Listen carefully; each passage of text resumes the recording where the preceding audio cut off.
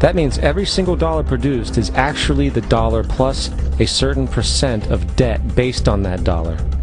And since the central bank has the monopoly over the production of the currency for the entire country, and they loan each dollar out with immediate debt attached to it, where does the money to pay for the debt come from?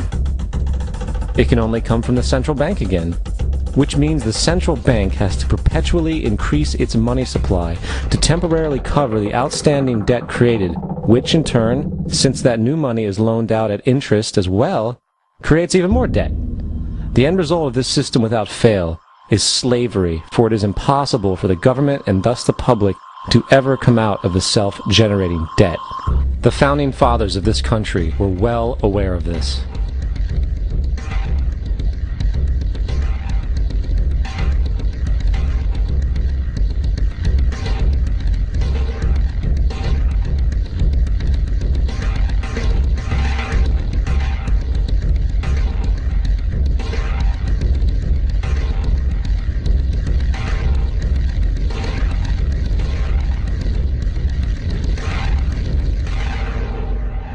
By the early 20th century, the U.S. had already implemented and removed a few central banking systems, which were swindled into place by ruthless banking interests. At this time, the dominant families in the banking and business world were the Rockefellers, the Morgans, the Warburgs, the Rothschilds. And in the early 1900s, they sought to push once again legislation to create another central bank. However, they knew the government and public were very weary of such an institution, so they needed to create an incident to affect public opinion. So, J.P. Morgan, publicly considered a financial luminary at the time, exploited his mass influence by publishing rumors that a prominent bank in New York was insolvent or bankrupt. Morgan knew this would cause mass hysteria, which would affect other banks as well. And it did. The public, in fear of losing their deposits, immediately began mass withdrawals. Consequently, the banks were forced to call in their loans, causing the recipients to sell their property, and thus a spiral of bankruptcies, repossessions, and turmoil emerged. Putting the pieces together a few years later, Frederick Allen of Life magazine wrote, "The Morgan interests took advantage to precipitate the panic, guiding it shrewdly as it progressed." Unaware of the fraud, the Panic of 1907 led to a congressional investigation headed by Senator Nelson Aldrich, who had intimate ties to the banking cartels and later became part of the Rockefeller family through marriage. The commission, led by Aldrich, recommended a central bank should be implemented so a panic like 1907 could never happen again. This was the spark the international bankers needed to initiate their plan. In 1910, a secret meeting was held at a J.P. Morgan estate on Jekyll Island off the coast of Georgia. It was there that the central banking bill called the Federal Reserve Act was written. This legislation was written by bankers, not lawmakers. This meeting was so secretive, so concealed from government and public knowledge that the 10 or so figures who attended disguised their names when en route to the island. After this bill was constructed, it was then handed over to their political frontman, Senator Nelson Aldrich, to push through Congress. And in 1913, with heavy political sponsorship by the bankers, Woodrow Wilson became president, having already agreed to sign the Federal Reserve Act in exchange for campaign support. And 2 days before Christmas, when most of Congress was at home with their families, the Federal Reserve Act was voted in, and Wilson in turn made it law. Later, Woodrow Wilson wrote, in regret,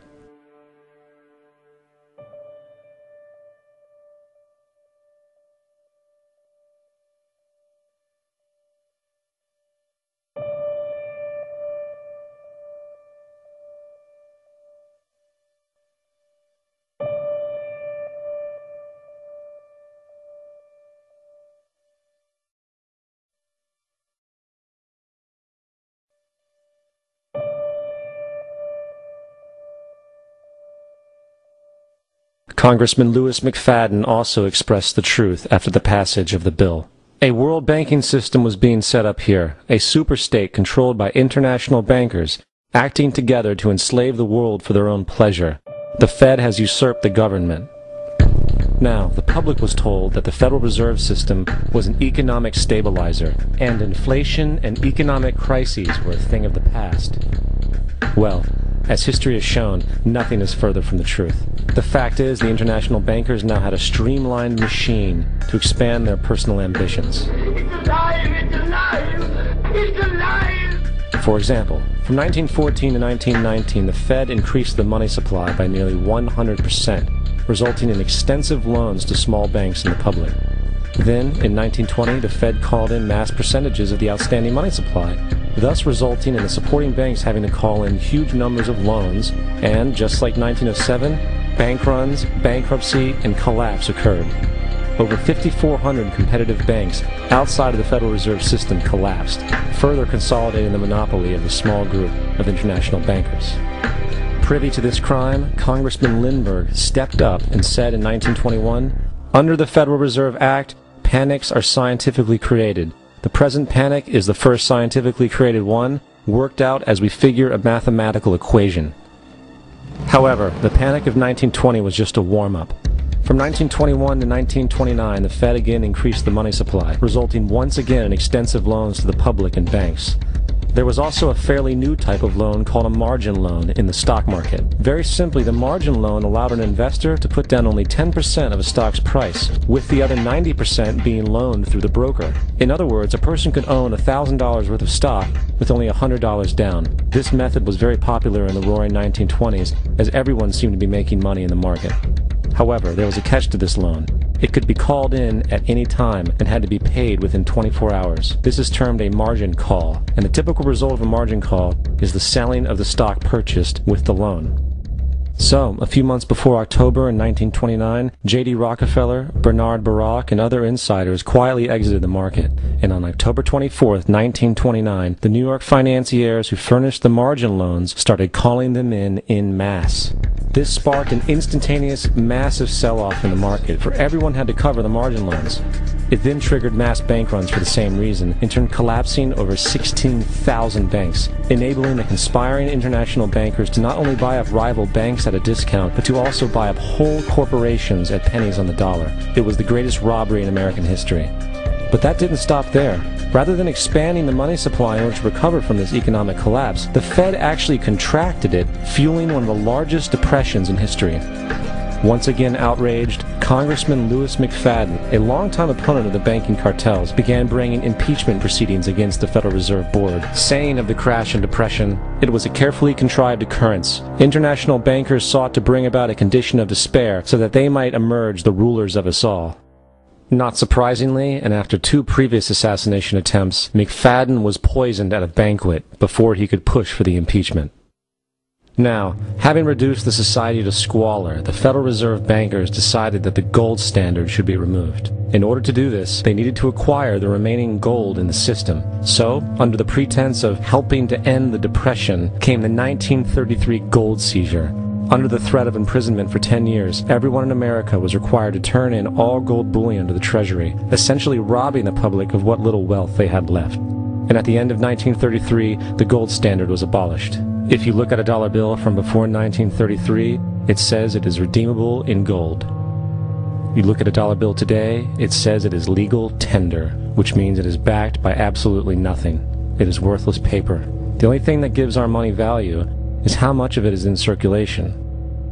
Therefore, the power to regulate the money supply is also the power to regulate its value, which is also the power to bring entire economies and societies to its knees.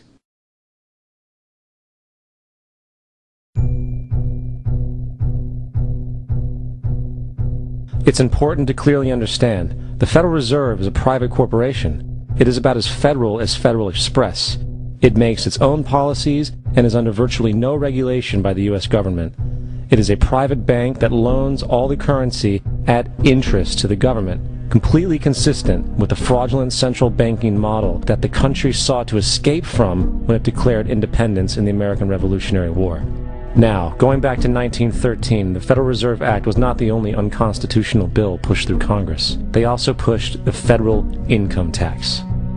It's worthwhile to point out that the American public's ignorance towards the federal income tax is a testament to how dumbed down and oblivious the American population really is.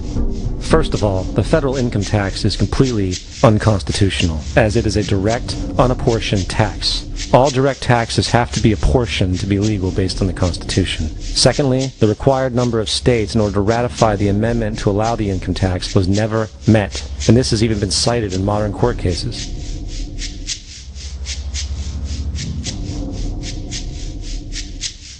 Third, at the present day, roughly 25% of the average worker's income is taken via this tax. And guess where that money goes? It goes to pay the interest on the currency being produced by the fraudulent Federal Reserve Bank, a system that does not have to exist at all. The money you make working almost 3 months out of the year goes almost literally into the pockets of the international bankers who own the private Federal Reserve Bank. And fourth, even with the fraudulent government claim as to the legality of the income tax, there is literally no statute, no law in existence that requires you to pay this tax, period. I really expected that, of course, there's a law that you can point to in the law book, the code, that requires you to file a tax return. Of course there is.